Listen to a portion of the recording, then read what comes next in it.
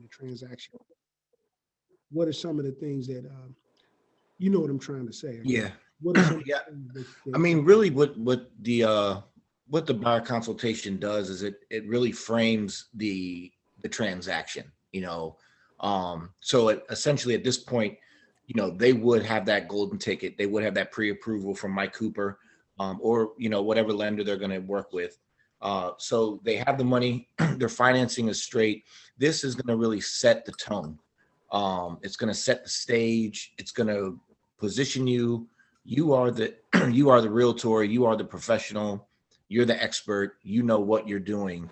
So the home buying presentation is extremely powerful for really setting from this moment until they get the keys in their hand.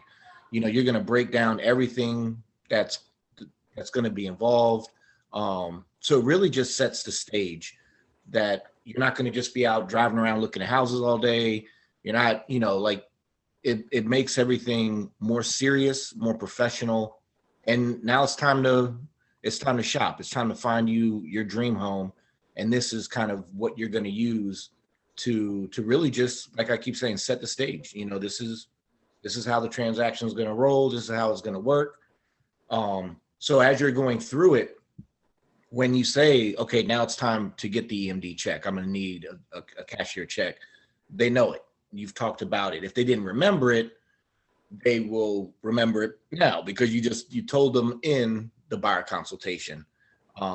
Another thing, real quick, Shay, before you guys start, if you did print it out, I highly recommend, as Shay's kind of going through it, you know, make notes. If he says something that makes you laugh, or something that kind of jumps out at you at that portion of the presentation, write it down in your this is your copy. So, dice it up, highlight things. There's going to be certain pages that, we're not going to have to go through the whole page. You don't have to read it verbatim, but read the bullets. So this page, you might read the bullets and you just make the notes and, just jot that down so that when you go back to it tomorrow night or whenever, you have those notes and you just start to become more familiar with the packet. so guys, what I'm gonna do to just kind of speed through this, I'm gonna actually do a mock buyer's consultation, and I might stop and highlight things. And Curtis, I definitely want you to interrupt during the consultation, but I'm just gonna kind of go through what I generally do in a buyer's consultation, and I'm gonna pick a volunteer. Well, they're not volunteer. I'm gonna pick somebody who I see on the call. I'm gonna pick Damaris. Damaris is gonna be my new buyer. Hi, Damaris. Hi, Shay. Mr. You Porter. in a while. He called me Shay. All right. So, so Damaris, you're going to be Mrs. Home Buyer, first time home buyer. Okay. Okay. Well, you don't have to be. You can be whatever home buyer you want. Um, don't beat me up too bad. Remember, I got a whole audience here now. Okay. So Damaris Okay. knows some tricks of the trade. She probably try to throw some questions. Curtis, I need you to back me up, making me nervous. All right, but listen, guys, what I'm gonna do is go through the presentation as I would if I was working with a new home buyer. And so, Damaris, you're gonna be the home buyer. Um, if you guys are not gonna, if you have a question, just unmute yourself and go ahead and interrupt. If uh, if not, we're gonna just go through it. So I'm gonna say good afternoon, Miss Home Buyer. My name is Shay. I'm with Porterhouse International Realty Group, and I want to first of all congratulate you on having your pre-approval. I see that you're pre-approved for about 350,000, which is a pretty good amount for you in this particular market. And I just wanted to take an opportunity to sit down with you to do buyer's consultation so that we can kind of get to know each other a little bit better, know what we're looking for, what you're looking for in a house, and for me to kind of share some information with you about the market, about real estate, about what the transaction is going to entail. I want to kind of get everything that you could possibly go through up front so that there are no surprises. One of the wonderful things about Porterhouse International is that we put our prices in upfront money. We tell you upfront what are you going to be spending in the transaction.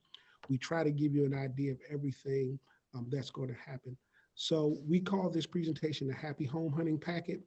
And what I have is a companion guide that I'll send to you. It's about 52 pages. It's way more comprehensive than the presentation I'm about to do for you. However, I just want you to have this presentation so that I can go over to you some of the very important portions of the packet. Are you ready to proceed, or do you have any questions for me, Mrs. Byer? I am ready. Thank you, Mr. Porter. I'm grateful to be here today. I heard that you're one of the best in the business, so I'm excited to learn about the process. A little nervous, so Okay. hopefully you answer all my questions. Don't be nervous. I am not one of the best. I am the best. Your guys will be. All right. So the guide that I'm gonna send to you is a more complete guide of the home buying process, but the presentation is an excerpt of it. So I'm gonna just get you started. I want to tell you a little bit here at Porterhouse International Realty Group. Porterhouse was started by myself, and you can, and guys, in this place, you can take this portion of the slides, and you can put your information in there.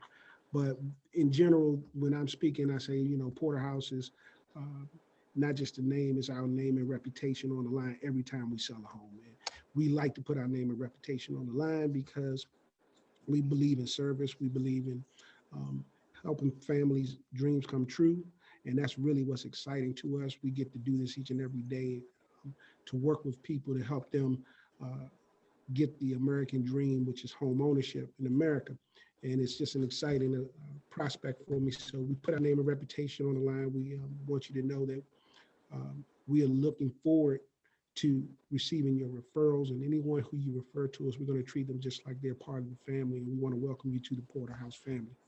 And I might say something on that line or whatever you want to say to describe yourself. And then you go on and say, well, we are members of the Maryland Real Estate Commission. We're principal brokerages here in the state of Maryland. The Maryland Real Estate Commission requires us, all of our agents have licenses. And then what I generally say is any agent who are assigned to work with you will make sure that their license is in good standing. And you can always check our license and references at the registry that you see on your screen, dllr.state.maryland. There are several reasons why you need a realtor. And I'm just going to share with you that we are members of the National Association of Realtors, which is an ethics standards board that governs how we treat our clients and to make sure we uphold the code of ethics and the standards of practice that are enforced by NAR. But the wonderful thing about having a realtor is that we can save you endless amounts of time. And basically at this point, guys, you want to start to read the bullets, okay? The first part, you kind of talk your way through it. You feel your way through who the person is. You try to feel for them, but then you want to get here. You want to kind of articulate the bullets. We want you, and I like to say the part that's really big too. Let us be your guide throughout this process. We want you to just kind of sit back, relax, enjoy the ride, but we want to be your guide. We're going to help you save endless amounts of time, money, and frustration through the process. We know the housing market inside and out. We can help you avoid the wild goose chase. We can help you with any home, even if it's listed elsewhere or if it's being sold directly by the owner. We know the best lenders in the area to help you and understand the importance of being pre-approved. We can also discuss down payments, closing costs, and monthly payments. So you're just going to read these bullets straightforward, guys. You got it? All right, I'm going to move on. All right. And once I get to this page, now I'll say, well, let me read the last bullet because that kind of helps me. We're experiencing presenting your offer to the homeowners can help you. Let me see. So, generally, the seller pays the commission of the realtor. Do you have any questions about that? No, it seems pretty straightforward. And that's generally what they generally say. Well, I just want to share with you that kind of like an attorney, we owe you what's called fiduciary responsibilities. And with fiduciary, we articulate in an acronym we know as Code AC. It's care, obedience, loyalty, disclosure, accounting, and confidentiality. We want to take good care of you throughout this transaction. Is not only what we want to do, it's actually our responsibility to do it by law. Okay, and when we talk about obedience, what that means is that we're here to guide you through the process, to give you our best professional opinion, to give you data and statistics to help us make the best decisions as we navigate the home buying process. But at the end of the day, we have to listen to what you say and we have to obey what you tell us to do. The next one is loyalty. Once we start this process with you, we're committed to finish. we're going to do everything we can to make sure that we stay in the fight with you as long as you want to continue to fight so we can get you home. All right. Disclosure, everything that we know and anything that we've discovered throughout the transaction that is pertinent to you as the buyer, it's my responsibility to let you know what we found out. No matter if it's good news, bad news, or otherwise, it's my responsibility to share with you everything that's pertinent to the transaction. Accounting, at the end of the day, you're going to spend a lot of money. And guys, I say that intentionally. Okay, you want to prep, and then Curtis, I want you to chime in on this part. When we get to this accounting piece, I'm starting to tease out certain fears, and one of those fears. What do you think the biggest fear that people have when it comes to buying a home? Spending money, Spend some money. not having enough. Yeah. It's just money. However you want to look at it, spending it, not having enough, where am I going to get it from? So I start to tease out the money thing right now. Okay, guys. So the purpose of me doing this, you can do this buyer's consultation for many reasons, but you're going to be able to tease out some of it. But I always, in the back of my mind, thinking about the storm that could be coming, and I'm prefacing them for the storm, and I'm going to even push them to make them a little bit more uncomfortable with it so they can get it in their mind that, okay, I'm going to have to spend some money. But this is what I say when I get to accounting. Accounting, all of the money you spend, you're going to be writing some really big checks, some checks that you probably never wrote before. But what I want you to know is that we're going to keep track. It's my responsibility to keep track of all of the money that's either spent by you or spent on your behalf. Okay. And at the end of the day, you're going to get what's called an alter statement, which is basically a receipt of all the money, either debits or credits, money that's given to you or money that you have to expend in order to invest in your new home. And the last thing is confidentiality. Although I must disclose to you anything that's pertinent, I have to disclose to the other agent anything that's pertinent to the transaction. That does not include your confidential information. Nor can I share your information with anybody else who you might bring to me. Say, for instance, I run into somebody in the supermarket and they say, hey, how's the purchase going with Mrs. Buyer? And I'll say, hey, you have to ask Ms. Buyer that. I can't share any kind of information related to your personal information with anybody else except you as I go through this transaction. Does that make sense to you, Mrs. Buyer? It does make sense. Right. Hey, real quick, I'd like to some of the language that you've used in the past, the fact that you're about to write some of the biggest checks in your life. This is a very expensive, this is going to be a big purchase. Be prepared that you're going to write some big checks. When you're talking about the accounting, those are all like kind of keywords, guys, that like you want to start to familiarize yourself with just saying. And you can say it, you say it fun, you say it in a joking kind of a passive way. But like Shay was saying, you really want to start to set the groundwork that you're buying a home. You're not buying a TV at Best Buy. It's a big purchase. You're going to write some big checks. So get ready to write some big checks. And I've also said, you're not buying a car. You're not buying a car. You're buying somewhere where you can park your car inside of. Mm-hmm. Or you're not buying just some ordinary thing. You're buying the thing that you're going to put all your other things in. So this is the most substantial purchase that you're ever going to make. So you're going to write some checks that you've never written before, but get used to it. And then sometimes I even give them some comfort and say, but this is just the first time you're going to be writing those big checks, because I know that we're going to get you to invest once you see the benefit of owning property. So you can go through a litany of things to, get that in their mind, because you don't want that to be the thing at the end of the day, because what you're trying to do is just get that in their mind so that they don't just disappear on you because you never dealt with the money issue. You never dealt with their fear of money. You got to get that out of the way first and foremost. So yes, thank you, Curtis. Anything else? No. All right. So the next page is, guys, I spent a little bit of time on, and it is for several reasons, because the next page, which is about agency, the first documents that you want them to sign. So first of all, people are afraid of committing to the money. So we just talked about the money. We just alluded to it. We're going to get into it a little bit more. And then we're going to give them a lot of comfort. We're going to give them a lot of ideas. We're going to open the sky for them. You'll see how we do this. But right now, in this particular page, we're talking about agency, but we're not talking about it just to gloss over the fact that we're going to establish agency. We want to give them some more stability, that we're with them. We're going to be with them throughout the process. But also, we're going to tell them how we're going to protect them through the process in this one page. And the third thing that we're going to do, I just lost my train of thought. Those are the two things. And then the third thing that we're going to, this is a document. We need them to sign documents, right? So the other thing that people are afraid of is commitment and signing something. So this opens the door for them to get their signatures, because at the end of this transaction, at the end of the buyer's consultation, you want to get signatures on paper. And one of the worst things that can happen to you is you go through this prior presentation, they say, we want to think about it. When you have that happen, I want you to call me, because we need to go back over your buyer's consultation and make sure that you're hitting on some of these triggers, because that should never happen. When it does, it means you skipped over something. There's some type of fear in their mind that's causing them not to be ready to commit to you, despite everything that you just shared with them, which is probably nothing that anybody else is going to ever share with them should they do a buyer's consultation with a different real estate agent. And this is what's going to distinguish you as a porterhouse agent, this buyer's consultation.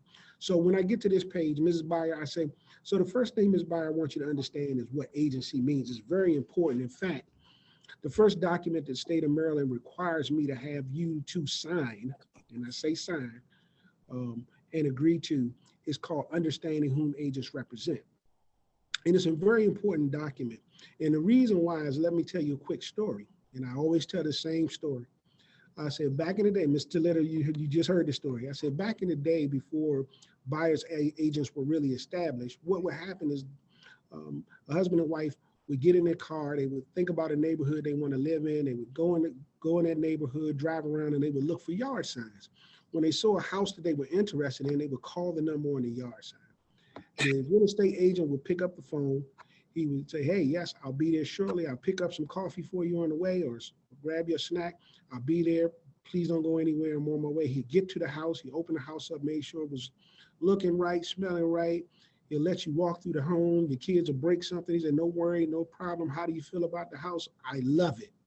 Well, great. Let me get you written up. He would help you write. He would write up the contract for you right there at the table in the home. He would call the lender. The lender would get you pre-approved right over the phone. All right. They would start the process, and you would be on your way to buying. Next thing you know, he'll have a inspection done for you on that house. Then next thing you know, an appraiser will come through and appraise the house for the value that you already agreed on. You go to settlement, you get your house, you start paying your mortgage, and you were absolutely happy. One thing he never told you, he never represented you.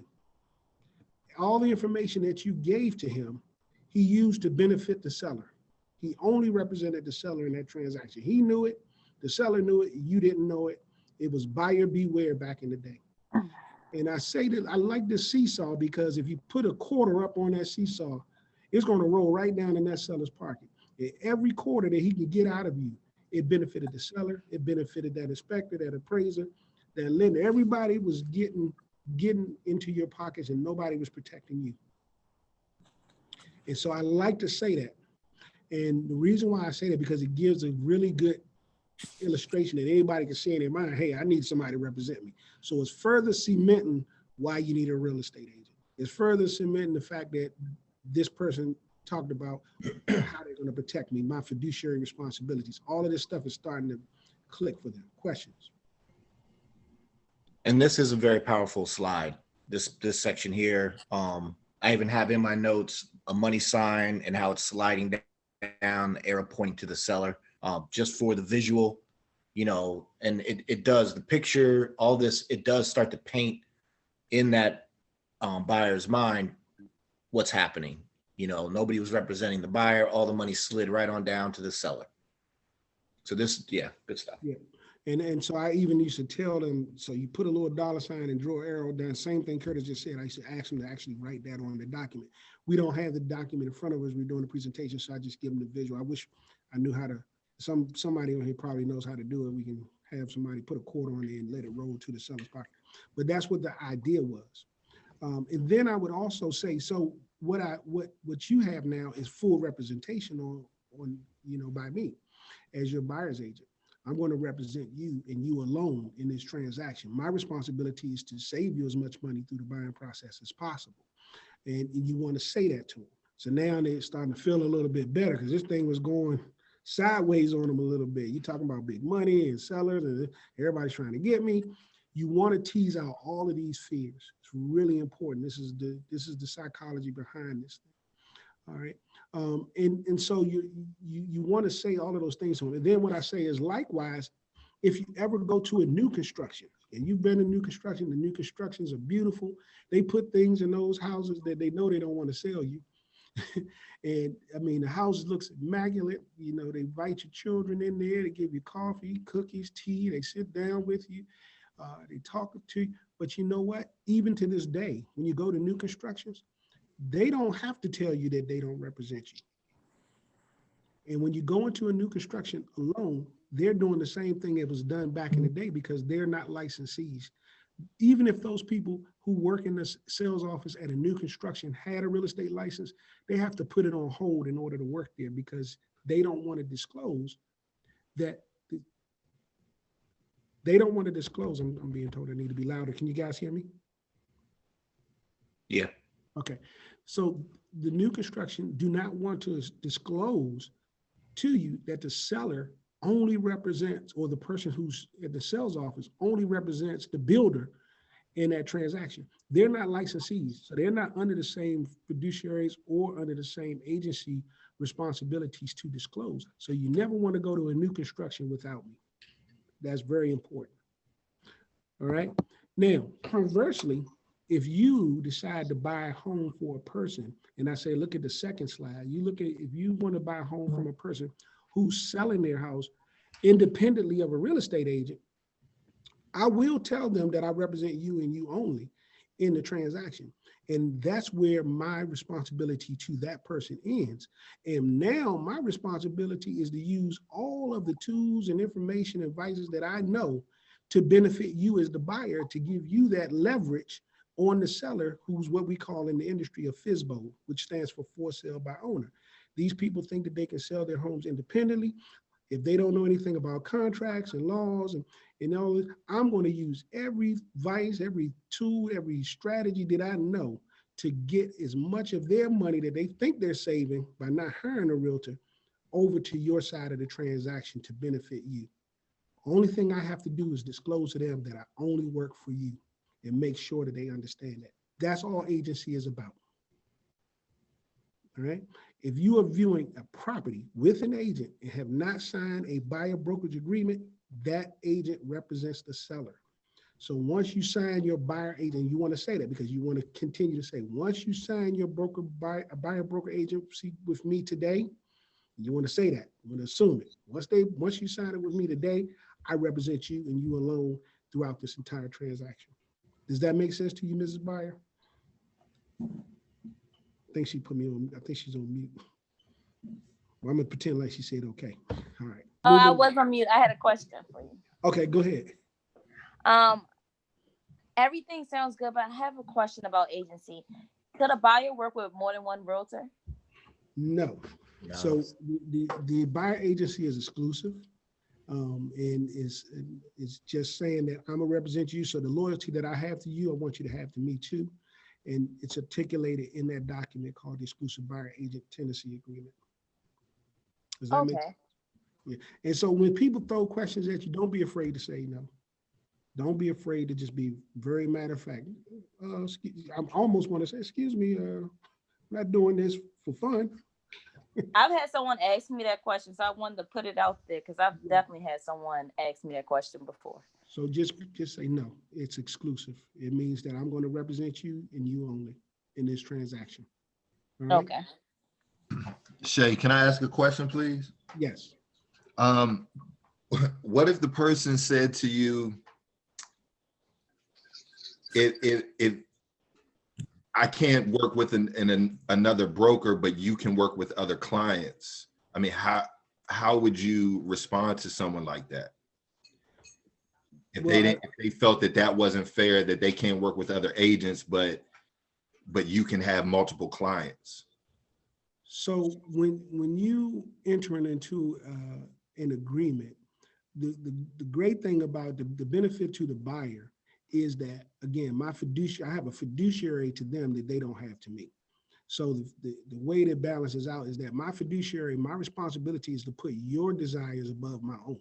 So that means if I'm enjoying a concert, or if we get back to concert, and I have free tickets, and there's something that's happening in your transaction that's urgent, I have to leave that concert right away, and I have to go and attend to your business, put your business before mine, miss out on the concert that I paid hundreds and hundreds of bucks for, and then move on with life. You don't have to do that with me. And so my loyalty, again, is to you, and I want your loyalty to be to me so that we can work together in the partnership. So that's what it's really about. I do have other clients, but that's independent of you. I can't put their responsibilities above yours. I have to treat you all equally. So it's that kind of thing. So I don't know. I've never been, I don't think I've ever had that question asked to me. I'm gonna tease that out a little bit, but that's my best answer. I don't know if anybody else has anything, but I've never had that posed to me in a way that it's not fair or something like that. That would be very interesting. I would want to hear. I really would probably say, explain to me more what you think that would look like to have multiple agents work for you. Tell me did somebody actually say that to you, or is that just a question that you had? You're asking me, Yeah, or I'm asking you. no, I just thought of that at that moment. Right. You know, Yeah, I didn't know maybe if someone would be, I mean, I think that's a pretty bold question, but yeah, I mean, I guess it would be the same thing, I guess, for doctors. I mean, doctors have a certain standard to uphold, but they also have multiple patients. So now here's the thing. Anthony. And if somebody asked me that in this juncture in the in the presentation, I would probably want to hear more about what their lines of thinking is, and I would let them know again. It probably wouldn't be in my best interest, and I'm not telling you guys to do it, but I would say it probably wouldn't be in my best interest to try to have multiple people working simultaneously on the task. I think we're going to get lost, and I think if you stick with me, we're going to develop a strategy that's going to be optimal for you. I don't think that having multiple agents is best practice at all. I would shoot it down some way because it doesn't sound. I don't see the benefit of that at all. And maybe I just need to think about it more. But that's a very good question, and I'm going to move on. I don't know. I really don't know how else to address that one. I mean, you could let, I mean, if somebody was requesting or really looking for like multiple agents, or you can let them then know that, you do, if you are on a team, that you do work, with other agents within the brokerage that you're at, that will help assist, if for some reason, I can't make it to a showing with you, I could have one of my team members meet you there, so kind of making it seem like you do have it's not just you, it's a team, but you are working solely with me. I am your agent. Yeah. I got you. And I don't want to go off on a tangent. I just don't think, I think that that's such a rare incident that I would probably deal with. It's not something that's very common that we would ever expect to deal with. It just doesn't, in a lot of ways, there's a whole lot of things I could say.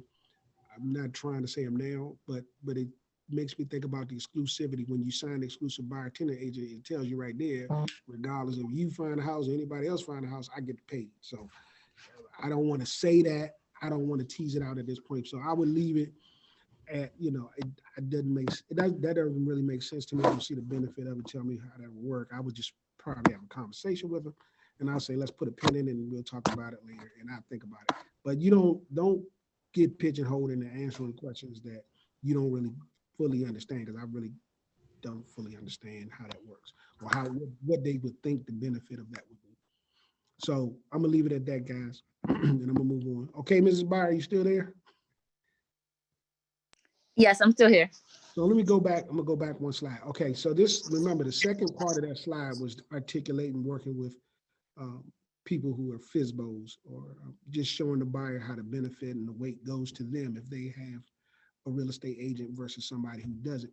And then I say, but this slide represents a couple of things. The first thing is the second thing that I have to disclose to you and help you understand is what dual agency means. It also illustrates what's generally going to happen. There's going to be a buyer agent on one side and the seller's agent in general on the other side. And that's 90% of all transactions. You're going to have somebody on both sides representing independently in the state of Maryland, especially both the buyer and the seller. Now, if you're in DC, of course, you can be you can have dual agency as an agent to represent both buyer and seller. But in the state of Maryland, the brokerage is the dual agent, and each agent, the agent are assigned to either the buyer or the seller. So I'm going to represent you, and somebody else will represent the seller if you decided to purchase a home that you recognize was being sold under Porterhouse International Realty. Then the broker would make sure that the seller is represented by a different agent if it was my listing, and I will continue to represent you as the buyer, or vice versa, however the broker decides to do it. So go ahead, Damaris. You had a question? No, I didn't. Okay, so that represents that. It represents that it's going to be buyer agent on one side and the seller agent on the other in a dual agency transaction, which means that it's under the umbrella of Porterhouse, where both the buyer and seller are represented at Porterhouse. But it also represents any transaction in the common transaction where you're purchasing a home that's being represented by a different brokerage. There's going to be an agent on one side representing the seller and the agent on the other side representing the buyer. The goal of the two agents is to try to find a mutual point where you guys can agree that you've satisfied all of your needs and most of your wants, because you might can't get everything you want, but you might want that house more than some of the other little things that you're willing to let go of. But our goal is to go back and forth and to make sure that you get ratified, which is kind of a handshake on paper, which means that we have agreement that we're going to use to move forward to close the transaction. At the point of ratification is when you and the seller have come to an agreement. Again, I'm going to represent all of your best interests, and the seller's agent's responsibility is to represent their interests. I'm not negotiating on behalf of the seller. I'm only negotiating on behalf of you. In all relationships as your agent, we have a duty to act honestly with both the buyer and seller. And we have to do that without disclosing anything that's confidential to you. All right. And so that could be a question that we do get that, people say, well, how do you do that? Well, give you an example. The lender might have some things they still are working with you on in order to make sure you get the best interest rate, which might end up taking a little bit more time. And I'm anticipating down the road that I might have to, at some point, ask for a little bit more time, but we haven't crossed that juncture yet. That's confidential. I don't have to disclose that because it's not it's a possibility, but it's not a reality yet. Once it becomes a reality, then I do have to disclose it to the listing agent. Does that make sense? That do make sense. Thank you for breaking that down. I was a little confused on how you can be, we can both be represented by one brokerage. All right. So let me ask you a question, Ms. Homebuyer. Yes. I've been doing a lot of talking. Why do you want to buy a home? Well, I want to be able to invest in something that I can get something in return. So basically, my tax returns, instead of paying someone else's rent, I want to pay my own mortgage. I definitely am tired of living at home with my mom. So I'm trying to get my own spot and venture out there. But I want to make sure that my next move is the best move. So that's why I didn't want to go with renting. Awesome. So guys, at this point, anything that they say, you say, well, like most people who are purchasing a house, they always tell me some way, shape, or form, they want to improve the quality of their life. And that's exactly what I hear you saying. You're saying you want some benefits in terms of taxes, you're tired of renting, you want to get up out of your mom's house and have your own freedom, your own room, but you want to do it right. And I'm so glad you did. So let me tell you some of the reasons why you really want to buy a home. And I'm going to give you some information that you may or may not have heard of. And I always say all of that because if they heard of it before, fine. If they, I'm just saying, indulge me. And if you haven't, then hopefully this will get you really excited about the reasons why you want to buy a house. And this is page 13, guys. This is the page that I was talking about in the book. All right. So Curtis, make sure I do this page really well. We want to spend Yeah. it. Okay. And honestly, guys, too, like the slide before where Shay was like, asking Damaris, hey, why do you want to buy a home? It's very important. You literally want to ask them exactly that. Why do you want to buy a home? And then let them talk. At this point, you've been talking and talking. Just kind of be quiet and really just let them divulge and why do they really want to buy a home? Because it's going to set up that next slide, the reasons to buy a home. So it's very important to don't skip that stage. Don't skip to ask them specifically, why do they want to buy a home? Very important. These next like 3 slides are like, this is the money. These are the powerful ones. So exactly, Curtis, and I'm glad you said that because this slide tells me what I call what triggers the squeeze on. So I've already kind of hinted around to money and I've hinted around to some other things, but now I'm gonna give them some relief. I'm gonna give them some ideas. I'm gonna give them some concepts. I'm gonna give some strategies, and hopefully I'll give them some enjoyment, some excitement, something to look at. But I'm listening to all of the things and I'm reiterating it so that as I look through this little list, I know where I want to emphasize or spend more time with this particular buyer, because you can customize this in a lot of ways. So I want to spend some more time with this particular buyer on freedom and she mentioned tax benefits and all of those things. So I'm gonna spend a lot of time and I'm going to milk all of that. I'm going to really try to cement in her mind that she's making the best decision she could possibly make to not only achieve those goals, but so many more she hadn't even thought of. All right.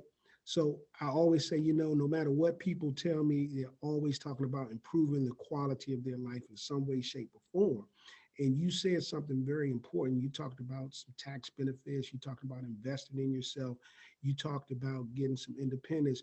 But I want to just kind of share with you a little bit more about what you're really getting when you're going to purchase versus what you're doing now, which is renting and renting from your mom at that. So let's just talk about renting versus purchasing. So let me ask you a question, Mrs. Byer. What does your rent actually get you? A room, Okay. a shared bathroom. All right. Not much. All right. You have a parking space? I mean, you get a parking space, right? It's community parking. Okay. Well, you have somewhere to park your car. I do. Yes, I do. You got an address, right? I do have that. I have somewhere And I'm to get my toying, mail sent to. and so sometimes I just kind of bring a little levity, just kind of break up that tension that I built up earlier. I'm trying to break it up a little bit, get them to talk, to buy into this part of it, because it's really important, because I really want to know what they think about renting. What is your general feel? How do you feel about renting? What do you get back at the end of the year? I don't get back anything. All right. And if you don't mind me asking, how much do you pay in rent right now? Um, right now I pay about 500. So you pay, that's really great. That's not bad. But of that 500, you're saying you're just giving it out and you just basically get 30 more days, right? Pretty much, yes. So that's one of my go-to lines, guys. You buying 30 more days, okay? So, and so let's pretend, Ms. Byer, just for the sake of using round numbers, that your rent was $1,000, because I think that's going to be more in line of somewhere where you're going to probably be purchasing at.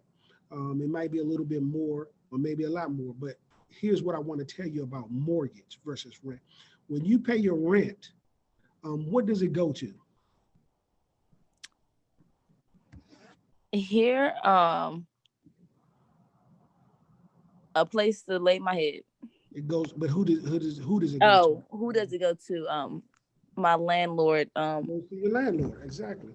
When you're buying a home, however, let me explain what's going on. A mortgage is broken up into four things. So that same $1,000 that you're going to give away in rent to the landlord that's going to go in his pocket for whatever he or she pleases. When you send out your mortgage, it's going to go to four specific things that are all going to benefit you. All right.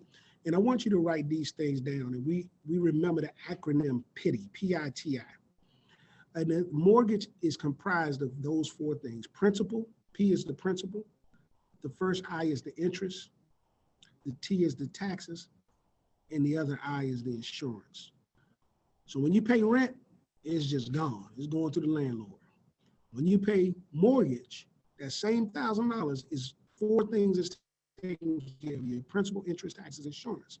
Now, the great thing about having a 30-year mortgage at a fixed interest rate is about for the first 15 years of your mortgage, approximately, now guys, you want to say approximately, you want to say about, you want to say words like that, because these are generic concepts.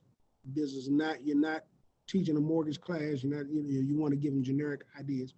And it's approximately 80% of your monthly mortgage is tied to your interest and taxes. So what that means is that every month you make that $1,000 payment, about 10% is going to go, or 10 or 15% is going to the principal, and then a little bit is going to the insurance, and the rest of it is going to pay the interest and taxes. So what the principal is, and I like to break this down, the principal is the amount that you're borrowing. So if you're borrowing $250,000, that's the principal amount that you're going to be paying back. That's what the lender is giving you. That's what you're going to be paying back. The interest is how much he's charging you to borrow his money. So if you have a 5%, 4%, 3%, 2% interest rate, you're paying 2% on that $250,000 towards the money that you're borrowing from the lender, okay? Then you're paying the thing that never goes away as long as you breathe on the face of the earth, which is taxes. You know, we got to pay taxes, but the good thing is that your mortgage is going to cover your taxes. So even if you get a tax bill outside of the mortgage, you don't pay it. It's already included in your mortgage. And the last thing again is the insurance. As long as you own the property and it's under a mortgage, they're going to require certain things to be covered within an insurance policy, and that's going to be the last part. So that four things that your mortgage is broken up to is taken care of for you. The great thing is the taxes and the interest are tax deductible. So what does that look like? Let's just use a hypothetical. And you want to say hypothetical, you want to say, let me give you this idea. Let me share this with you. Let's say if you made $1,000 payment a month and you were renting, at the end of the year, you made 12 payments. That's 12 what? How much is that just left out of your pocket? Was that a question for me? Yeah, for you. I'm just asking. Repeat that part. So you paid $1,000 a month for 12 months. How much are you going to pay at the end of the year? 12,000. 12,000. How much of that 12,000 are you going to get back at tax time? 0. 0. Well, the great thing is you take that same $1,000 and it's in a mortgage. And like I said, approximately 80% of it is tax deductible. At the end of the year, you're going to be able to write off about $9,600 of that same $12,000. And if in a unreal world, if you didn't owe anything and you were able to get all that money back, what could you do with that $9,600? A whole lot. I can put down money on a car. I can take some trips. That's good. You can do that. You can take some trips, buy a car. You can do that. Some people do. But you know what some of the smartest investors do, Ms. Buyer? No, what is that? They take that money that they saved and they reinvest it into their mortgage. And they do what's called you can call it amortization, principal accumulation, whatever you want to call it, but they basically make a payment towards the principal. Because what that does is, and now instead of paying $250, having a $250 principal, you pay 12, so you knock down to $240. Now you done put another 10 on top of that. You just knocked your principal down to $230, and you only in your first year of purchase. So that means that now instead of paying 5% on 250, you're paying 5% on 230. And if you continue to do that, you'll knock that mortgage down way faster than 30 years. I like the sound of that. Thank you for sharing that with me. Let me ask you another question. Does your landlord allow you to pay half payments? On certain occasions, not all the time. On certain occasions. Well, not only do the mortgage companies allow it, many of them encourage it now. So what that looks like is that they'll draw half a payment from you on the 1st and another half a payment on the 15th. So instead of you having to make life decisions after the 1st, you can actually spread that expense out over the 2 periods and still have your monthly mortgage paid on time. Isn't that wonderful? That is. And how does that help in the long run? Well, I'm glad you asked. So what that does is just by making half payments, you end up paying down your mortgage about 7 years faster. So if you had a 30-year fix, now you dropped it down to 23 years just by making half payments. Wow. You know what, Mr. Porter, I like the way you think. So guys, in this part, so I'm just getting really detailed, specific. I'm just showing ideas and ways that people need to be thinking about what they can do with a mortgage. So you want to try, and you can find as many different strategies as you want and continue to go down this paradigm. But I like to explain those. And then I even say, so if you combine, doing half payments along with, principal accumulation or amortization of your principal by just making those extra payments, you're going to get rid of your mortgage in no time. And then you're going to own your home free and clear. And guess what? When you pay your rent, it's gone. But when you pay your mortgage, all you're doing is taking money out of your savings account or your checking account and sliding it over into your equity account. All right. And some of that money, yes, it is gone because insurance, if you never use it, you don't get that back. Taxes, you never get that back except for in the write-off on the first 15 years. But you're always investing in yourself in some way, shape, or form when you're paying a mortgage as opposed to rent. You're getting a benefit. Right? And so I like to articulate all of those things. And I'm going to stop right there because I just said a lot. And I really want you guys to ask questions because there's a lot in that. And I want you to be clear on that because just those first three nuggets, I haven't even got the number 5 yet. So I just want you to talk about, let's stop for a second and just kind of regurgitate and ask questions right now, guys. Anybody who has anything. Or Curtis, if you have anything you want to add. No, I mean, really the appreciation, I know you haven't touched on that yet, but I really like, I like using that one as well, kind of really bring attention to that. But the tax deductible is very key. Everybody kind of knows that there's something you can kind of do, with now you bought a house, I should be able to write something off. This is telling them and just informing them exactly what they can do. The other thing is that, like Shay is saying, these are all just, he's going through a lot, but it's really positioning you as that professional. Your stuff, you're teaching them, and that's one of the things too that the buyer consultation is teaching. At Porterhouse, we're very big on educating our buyers.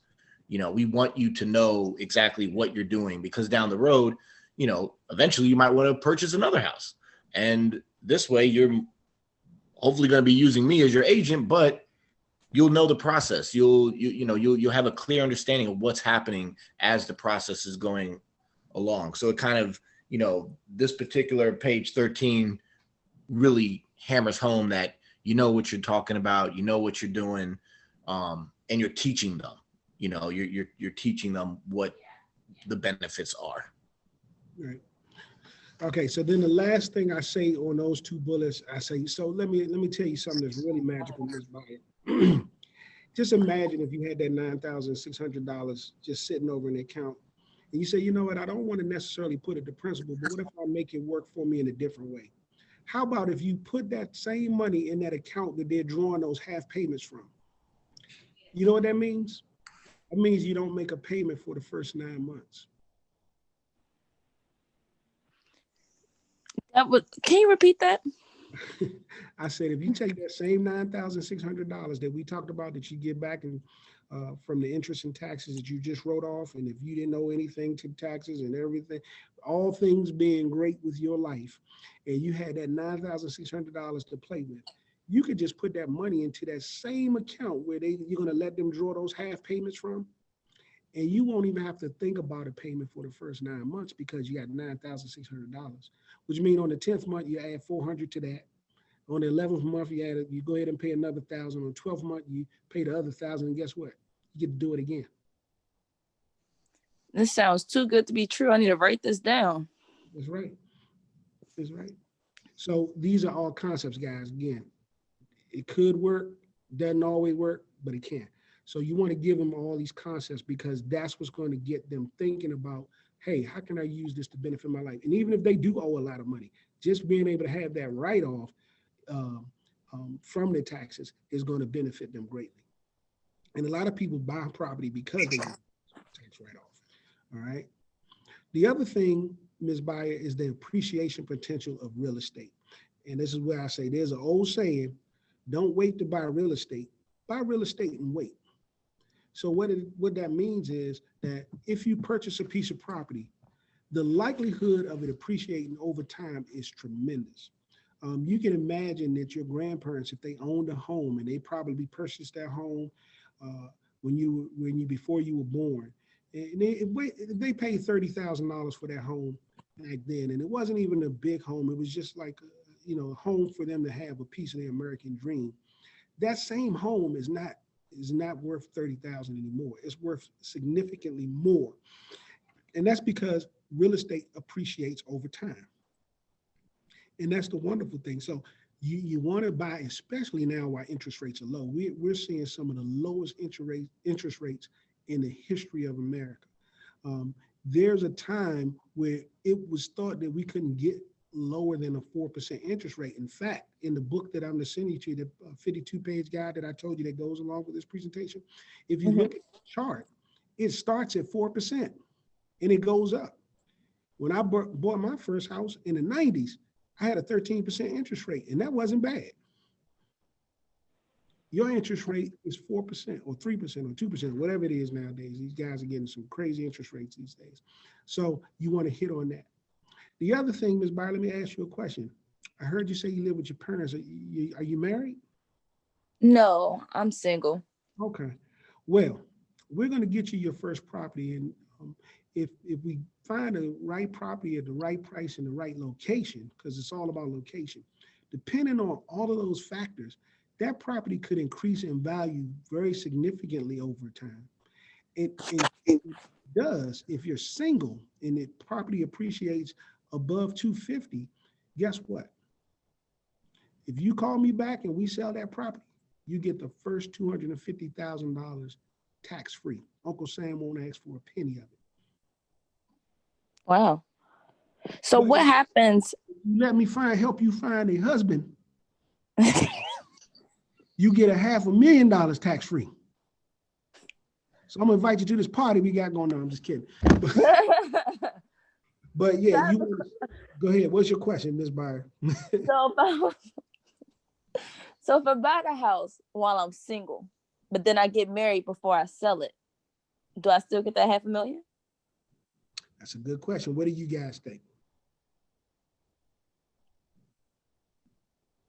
Don't say anything, Curtis. Yeah.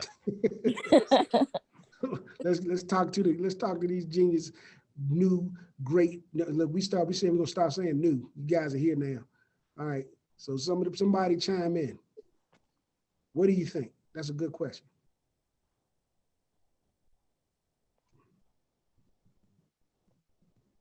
Anybody, any brave soul?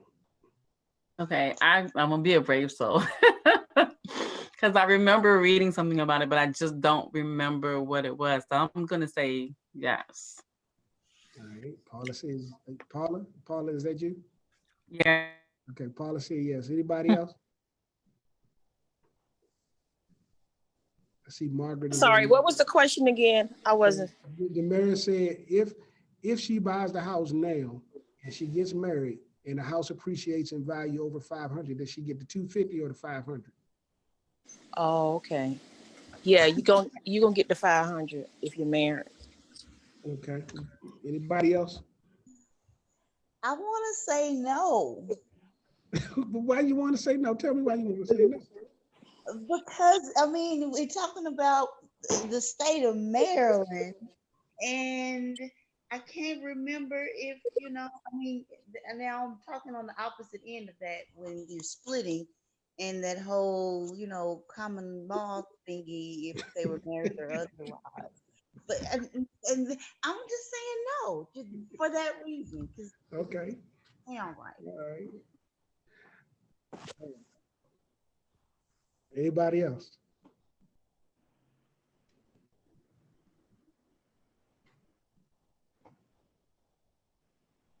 Anybody else?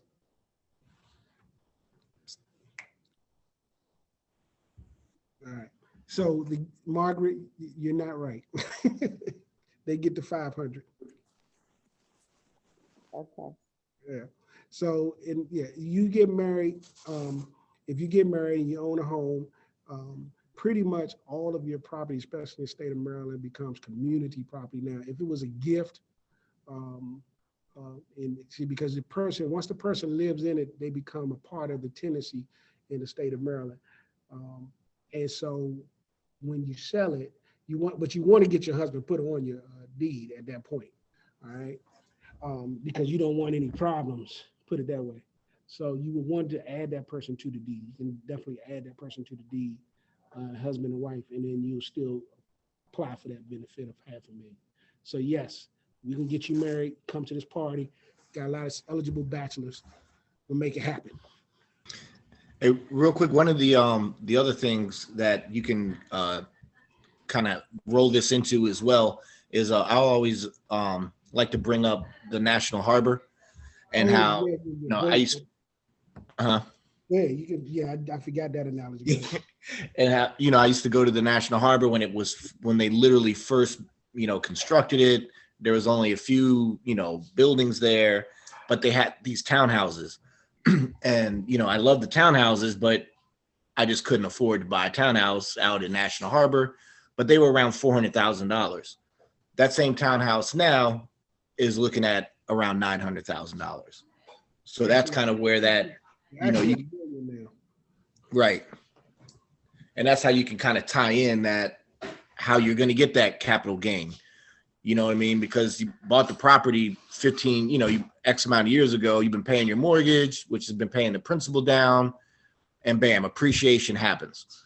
And now look, so if you did happen to buy out there and you sold, this capital gain is going to definitely positively impact those sellers. And Ms. Byer, I'm glad you guys are on the phone, but I'm gonna use Damaris as an example. There was a home that is in our family on Spring Place, and that home, it needed a lot of repair, right, Damaris? Mm-hmm. Needed a lot of repair. It had been left in the family for many years. The family decided to go ahead and sell it, sold it to an investor, and the investor still was able to give them, I think, almost $500,000 for that property. Did some renovations in it and sold it for like $750,000. So the person that purchased that house for $750,000, that same house now is worth almost $1 million. I think it's like $985,000, $990,000, something like that. And it just sold again. So this wasn't very long ago. This is maybe 4 or 5 years. You're not even talking about 10 years. So you want to have stories and ideas like that, guys, that illustrate what can possibly happen with this deferred gains and capital gains treatment. And then number 6 just reminds you to tell them that that's a once in a lifetime exclusion on your principal residence only. All right.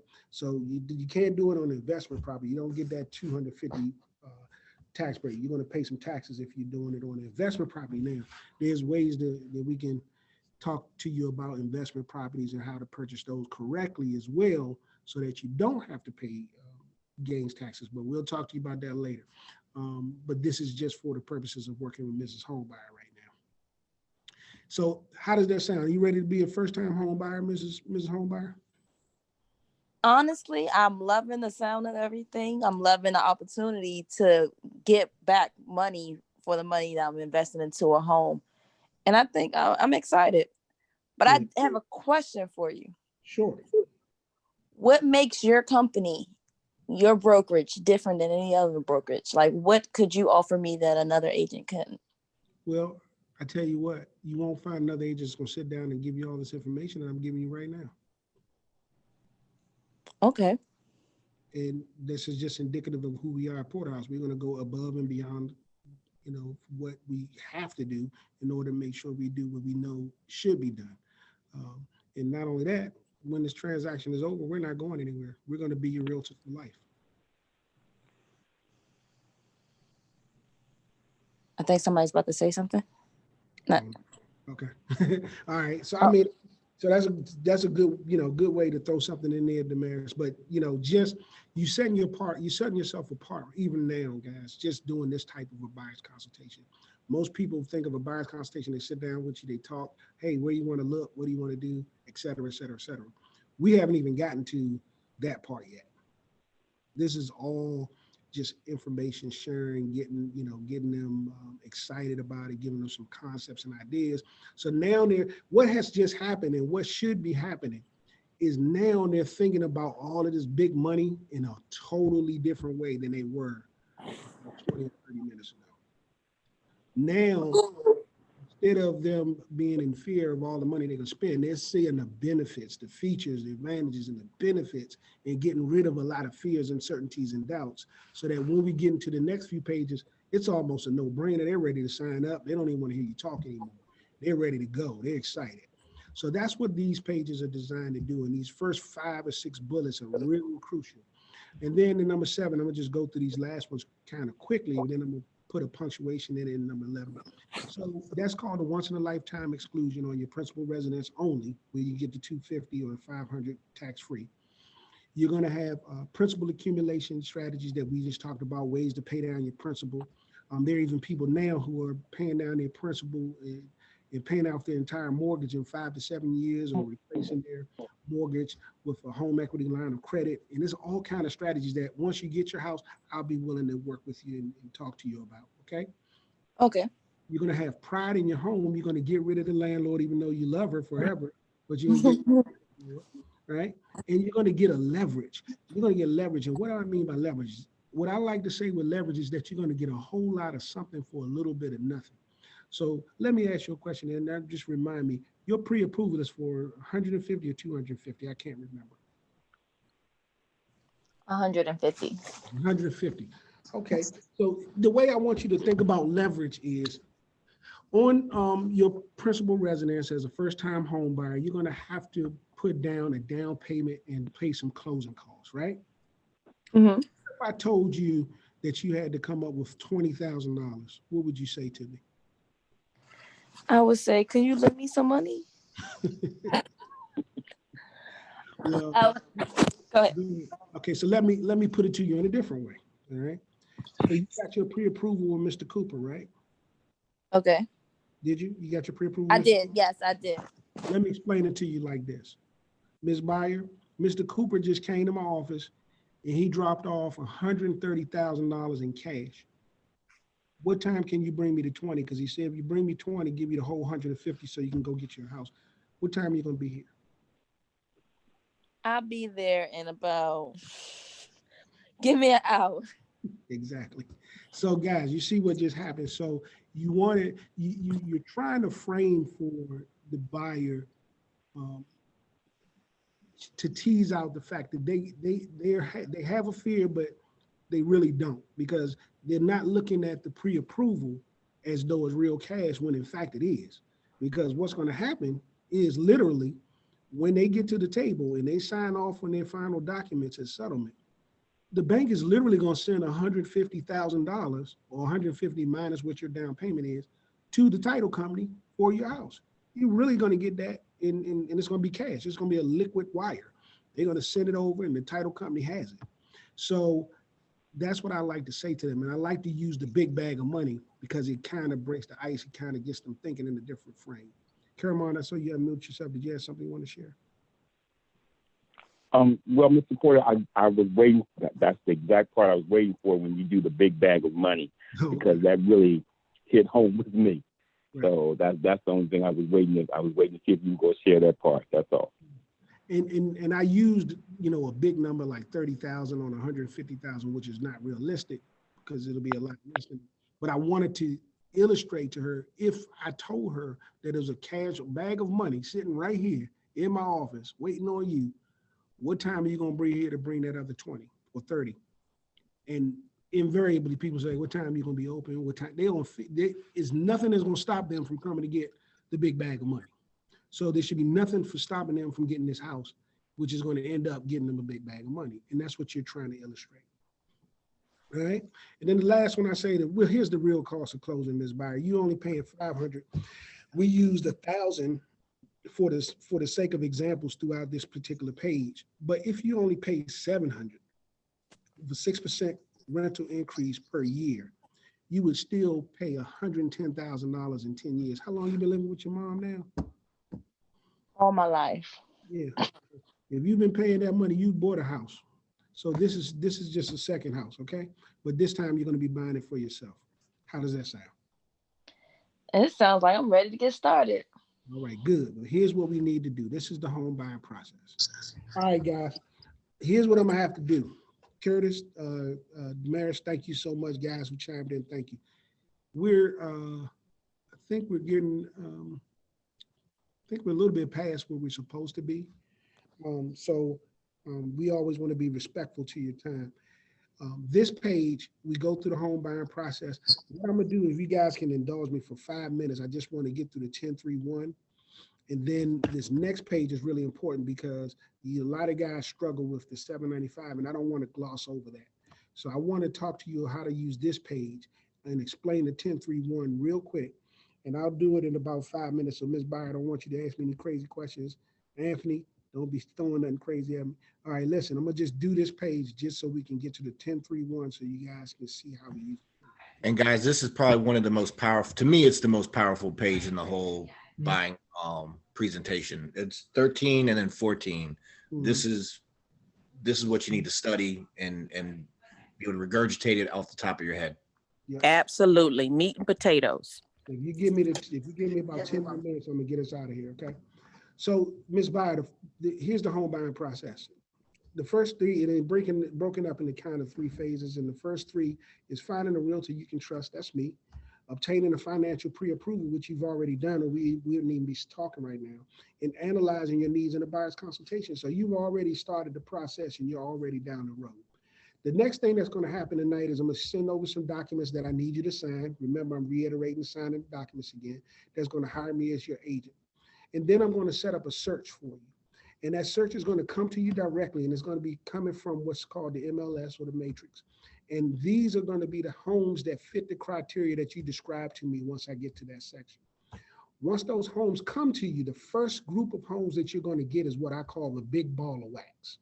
And the reason why I call them the big ball of wax is because these are all homes that are very new to you. You've never seen. Other people might have seen it but passed up on them, or they might have just hit the market. And it's the biggest selection that you're going to have throughout this process. Because what's going to happen if you pass up on the big ball of wax is that now you're only waiting for a drip or a trickle to come in from time to time. And I don't want you to wait for that. I want you to be aggressive, knowing that this market that we're in right now is very, very aggressive. So you have to be willing to write the best offer that you possibly can.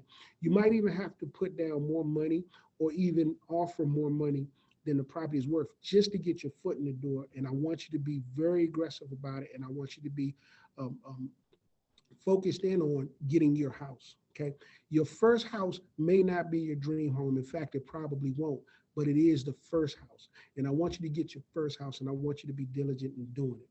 So the way we do it here at Porterhouse, we have what we call our Porterhouse secret formula. And the next 3 are select, view, and write.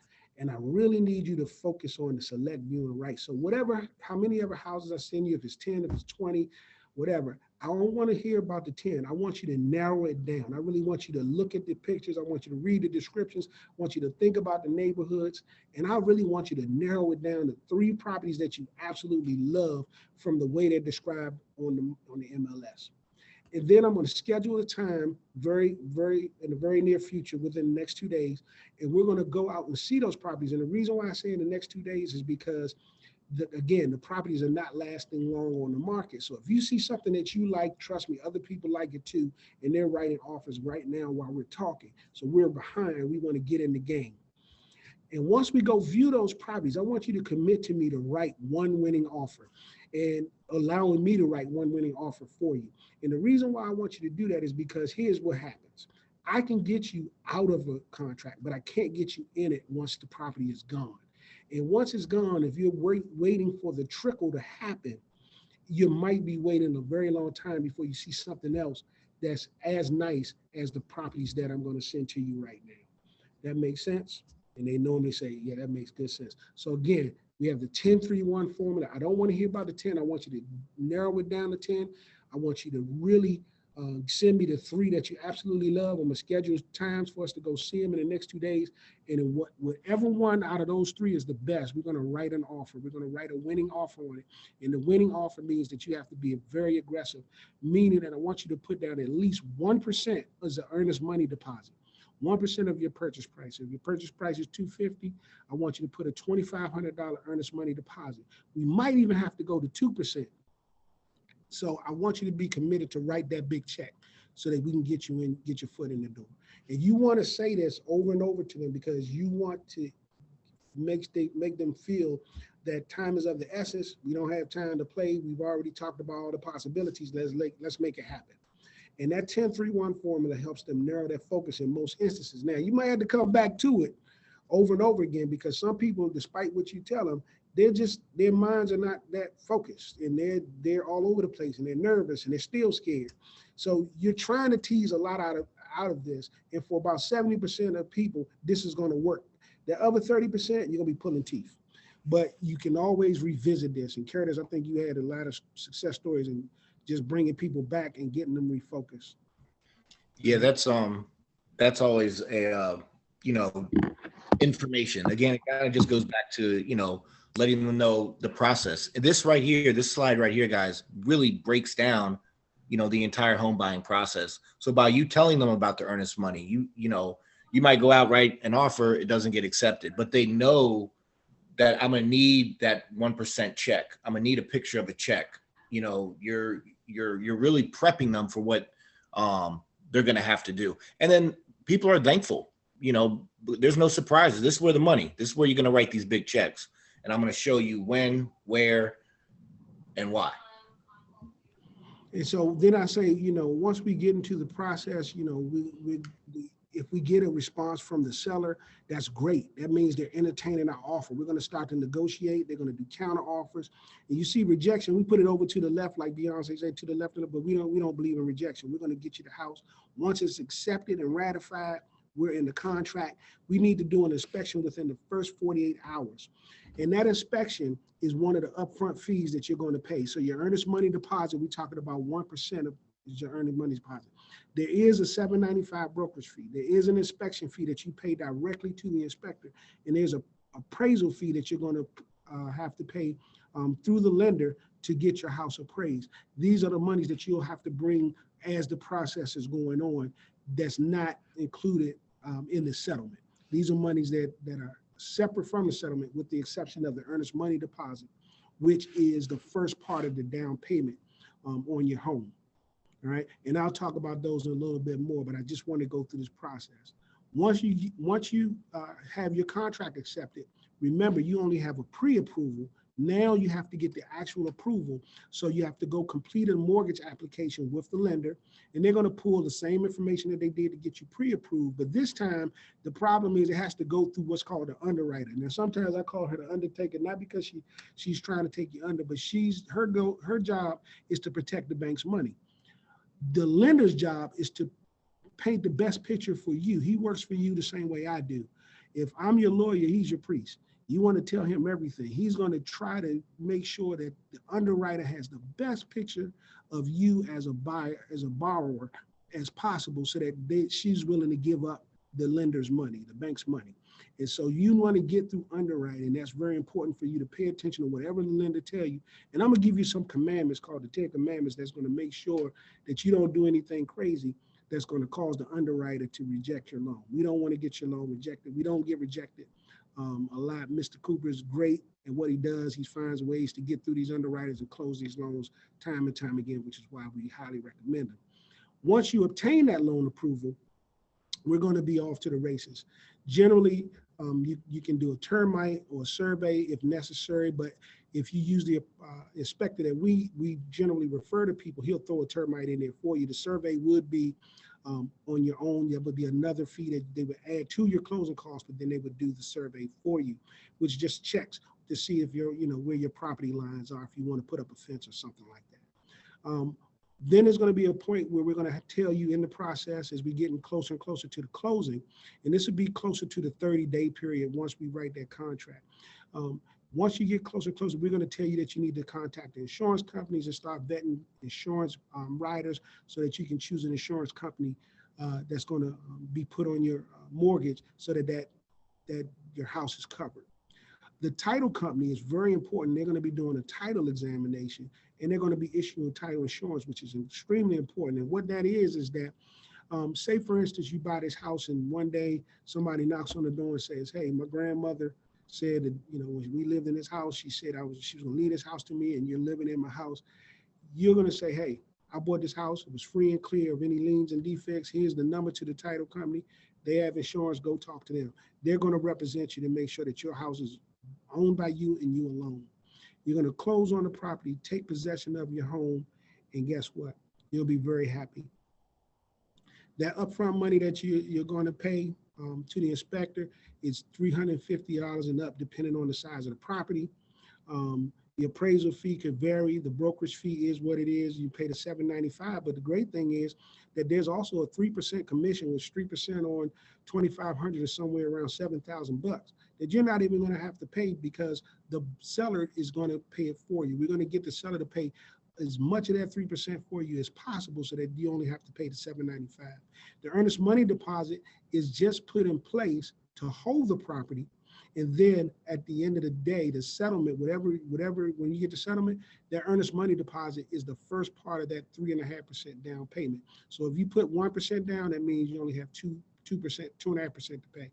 If you put 2% down on your earnest money deposit, you only have 1.5%, 1% to pay.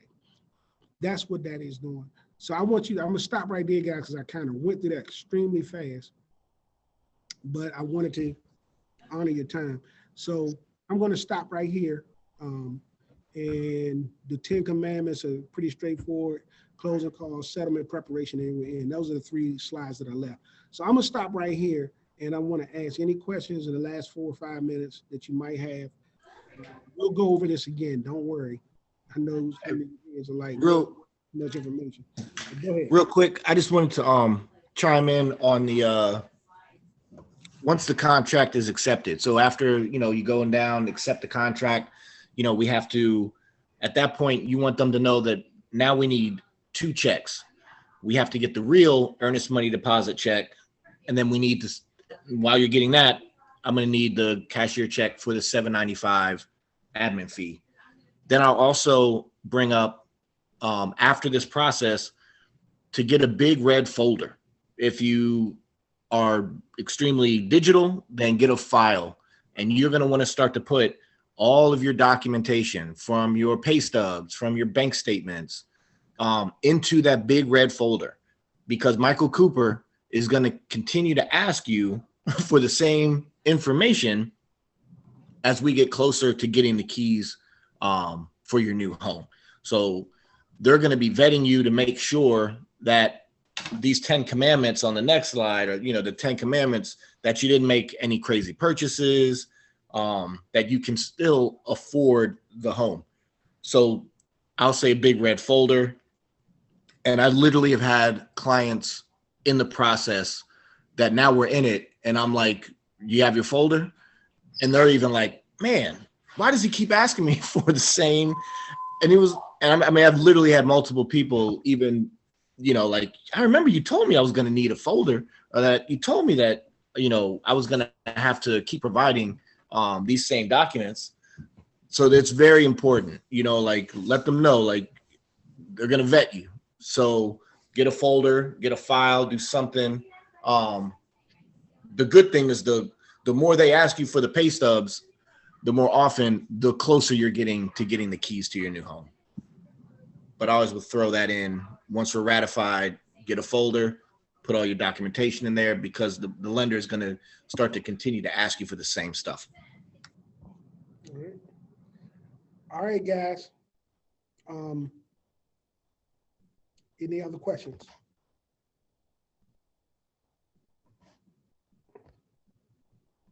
Any comments? Now, the great thing is that one of us will do your first buyer's consultation for you. And if you're still nervous, we might even do the second one. But the third one, we're going to be watching you. You're going to be doing this, and we'll chime in to support you. But we want you to get very comfortable. You got to go through it. You got to get used to it. You're going to make some mistakes. You're going to forget some stuff. It's okay. You don't have to remember. It's plenty of things that I didn't say in this presentation that I might say in other presentations. But you'll start to hear that, and you'll start to come up with your own concepts and make it your own. I made it my own. You guys can borrow from what I use. You can take Kermon and Curtis and other people might do a little bit different. You might hear a different variation. Some of them like the stories, different stories better, but it's good to continue to tell stories throughout this process. But again, the whole idea is to bring them in a way out of darkness into light. You want to bring them out of fear into facts, and you want to get them out of fear into features, and out of uncertainty into advantages, and out of doubt into benefits. So you want to bring them along this paradigm, and this really is telling a story. And the way we kind of put this thing together was that it tells a story. It helps the person get extremely uncomfortable, and you identify the uncomfortableness that they're feeling, and you help them. And you're showing them this is what it's going to be looking like. I'm going to help you through this process. I'm going to get you from where you are, where you thought you were, to where you need to be, which is in your home. And not just through the steps, but just me being with you, me following my fiduciaries, taking care of you, being loyal, being obedient. All of those things are very, very important factors for you to articulate throughout this transaction and throughout this presentation. Now, it takes a little while. It takes about an hour to do a really one, hour and a half sometimes. And sometimes if it really gets good to you, you got a couple of people that are asking a lot of questions. You might be on there for 2 hours. So make sure you have time to actually spend getting to know your buyers. It's very, very critical. We can't express to you enough how powerful the tool this is, and how many people, if you don't do it and you don't do it in a way that it's meaningful, they'll disappear on you. And then you that's the worst thing that can happen to you. And we don't want that to happen to you. This cements you as the expert. It sets them up to sign things, to trust you, to believe you, to know that you're knowledgeable, and to trust you through the process and getting them through the process. And once you hand them those keys, it's all good. Then they're going to refer people to you. They're going to tell you, I was afraid, I was nervous, I was this. But this person, Talita helped me through the process. Margaret helped me through the Paula, Angela, they were wonderful. They educated me. Anthony answered all my questions, even the crazy ones I was throwing at her. Angela was an expert. She really gave me a lot of insight in what I was going to get myself into, and everything they said was going to happen happened. And when we closed, I was extremely happy. And they're going to give you that 5-star rating. But this, I believe, gets us more 5-star ratings than the process, because the process may not go as smoothly as you're painting right now. But what you set a tone for is that you're going to be with them from the beginning to the end. You've given them as much information as you possibly could before you even got them out in the field. You have a direction, you have a strategy, you have some commitments, and you have some direction so that you guys can get these people to their home, okay? So this is very important. Any questions? I'm gonna get off this line if we don't have any questions, but I know you guys probably have a ton of questions, or you got some stuff floating around your head. I just want you to be able to ask those questions before we go.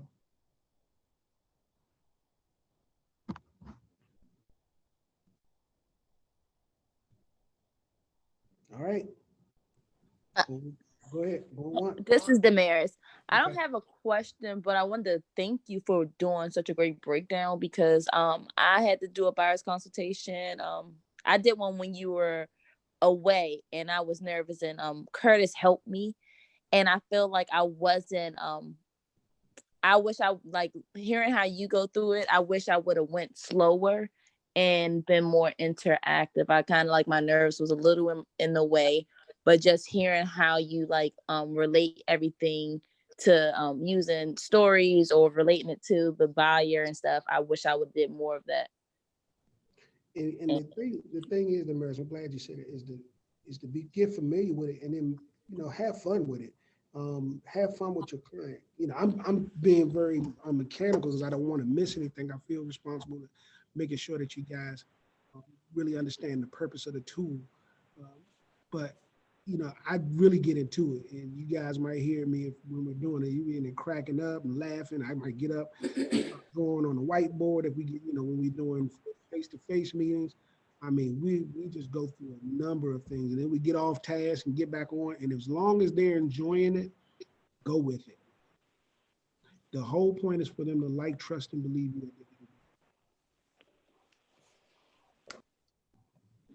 All right. Anybody else? No, Mr. Porter, I just want to say thank you again as well. Having heard you do it for me and for other people, I can surely say that when you finish, people are pulling out their checkbook, they're pulling out money, they're asking you, please take their money, can they buy today? So it really works. I just want to let everyone know it really works when you do it, and people are so happy and they learn so much doing this buyer's consultation. So thank you again. You're welcome, guys. Yes, thank you, Shay. You're welcome. This is what we're here for, guys, and please don't hesitate. If you want me to go through this with you, just give me a call. If you have some questions on certain pages, give myself, Curtis, Jasmine, Damaris even knows a lot. She pretends like she doesn't. But Damaris has been around. She's heard a number of presentations. But just give us a call, guys. We're here for you. All right. We don't work in a vacuum, and we don't want you to do that either. So reach out to us. If you get a buyer and you're not comfortable, we're going to be there for you on your first and your second one. We do want you guys to get your own feet wet, get over your nerves, and just give it a shot.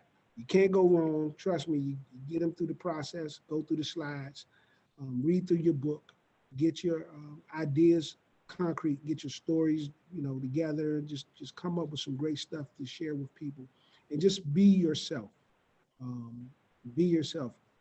Customize this thing in a way that it fits you in the beginning, but I wouldn't change too much of the actual template at all because it's been tested. It works. All right. All right, guys, we're going to get out of here, and we'll see you guys next Thursday. And I'm going to see if Jasmine will give me a few more minutes. We'll close out, and then we'll get into writing winning offers and what does that look like.